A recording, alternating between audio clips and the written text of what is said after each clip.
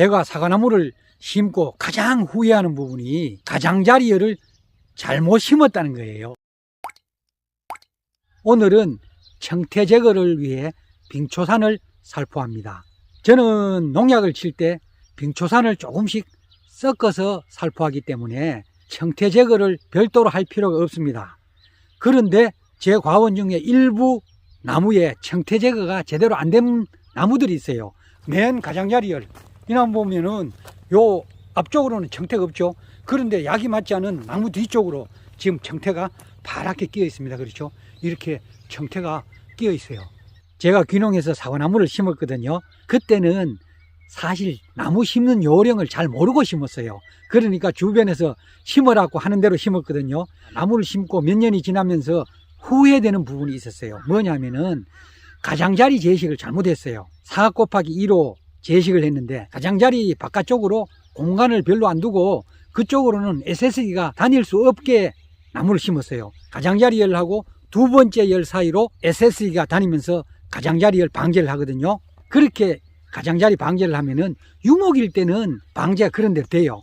그런데 이처럼 나무가 성목이 되어버리면은 나무가 번무해지고 주간이 굵어지면은 나무 뒤쪽으로는 방제가 잘 안 돼요. 그래서 나무 뒤쪽으로 병충해가 많이 발생하고 특히 얼음병이 많이 걸려요. 그리고 문제가 되는 게 나무 뒤쪽으로 청태가 잘 낍니다. 나무 뒤쪽에는 약이 맞지 않기 때문에 청태가 없어지지 않아요. 그래도 방제를 잘하기 위해서 전쟁할 때 가장자리열은 가지를 많이 드러내 버려요. 그래야 약이 잘 들어가거든요. 그리고 가장자리열 방제를 할 때는 SS기를 천천히 운행해야 돼요. 그리고 한쪽으로만 방제를 하면 안 되고 양방향으로 왔다 갔다 하면서 방제를 해야 되거든요. 그러니까 약도 많이 들고 시간도 많이 들고 방제 효과는 떨어지고 정말 좋은 게 하나도 없어요. 그래서 신규로 사과원을 개원하는 분들은 반드시 가장자리 열 바깥으로 SS기가 다닐 수 있도록 공간을 충분히 확보하시는 게 좋습니다. 그러면 어떤 분들은 이런 얘기를 해요. 가장자리는 약대로 방제를 하면 되지 않느냐고. 물론 약대로 방제를 하면 됩니다. 그런데 방제할 때마다 약대를 사용하면요 시간도 많이 들고 너무 힘들어요. 그래서 저는 약대로는 살포하지 않습니다.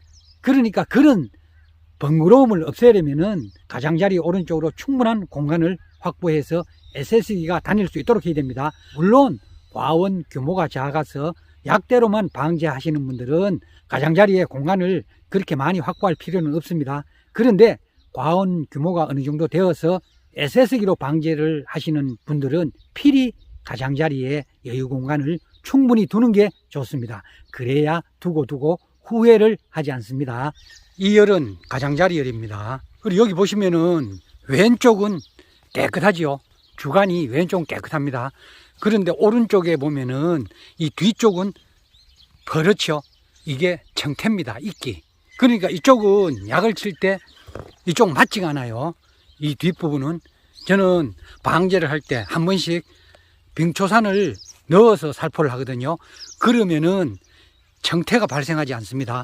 그래서 이렇게 보면은 앞부분에는 깨끗해요. 전부 청태가 없죠. 그런데 약이 맞지 않은 뒷부분에는 이렇게 청태가 파랗게 끼어 있죠. 모든 나무들이 다 그렇습니다. 이 가장자리열은 청태가 심하면은 과일에도 청태가 끼입니다. 과일 꼭지 부분에 청태가 끼죠.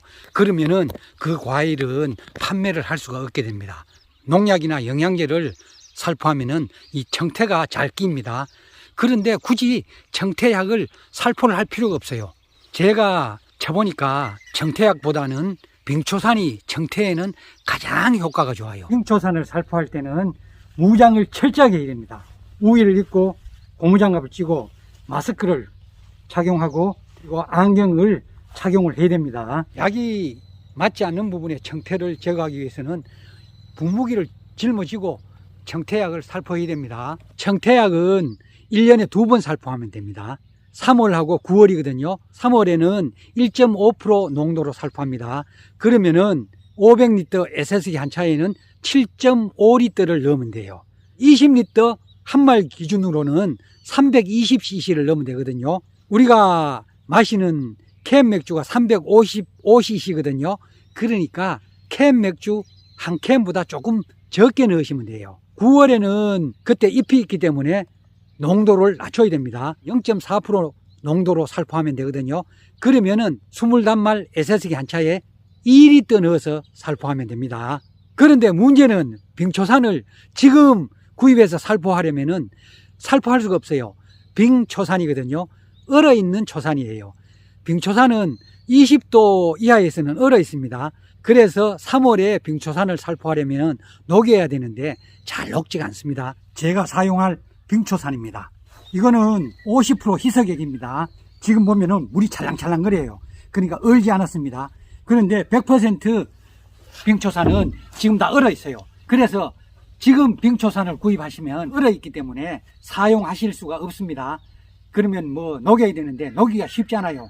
그래서 어떤 분들은 방에 보일러를 넣고 이불을 뒤집어 씌워서 녹이시는 분도 있거든요. 너무 번거로워요. 그러니까 저처럼 올해 3월에 사용할 빙초산은 전년도 하절기에 구입해서 미리 물을 50% 섞어서 50% 액으로 만들어 놓으면 얼지 않아요. 그러면 사용하기 편리하거든요. 50% 액은 2배로 넣으면 되겠죠. 20리터에는 빙초산 320cc를 넣으면 되거든요. 이 분무기는 18리터예요.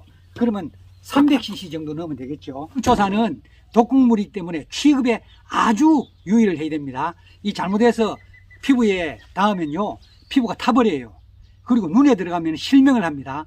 그렇기 때문에 빙초산을 취급할 때는 완전 무장을 해야 돼요. 이거는 아주 중요합니다.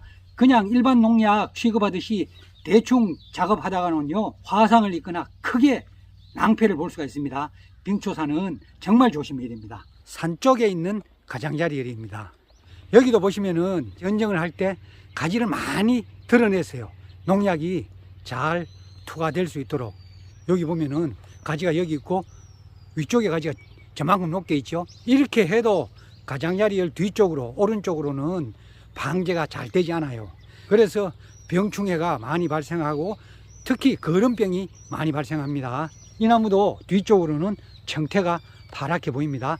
저쪽 나무도 청태가 보이고요. 여기도 청태가 있죠. 청태가 파랗습니다. 그렇죠. 앞쪽으로는 청태가 없어요. 깨끗해요. 저쪽 열들은 보면은 청태가 전혀 없죠. 깨끗합니다. 나무가. 이 나무도 뒤쪽으로 이렇게 청태가 파랗게 끼어 있습니다.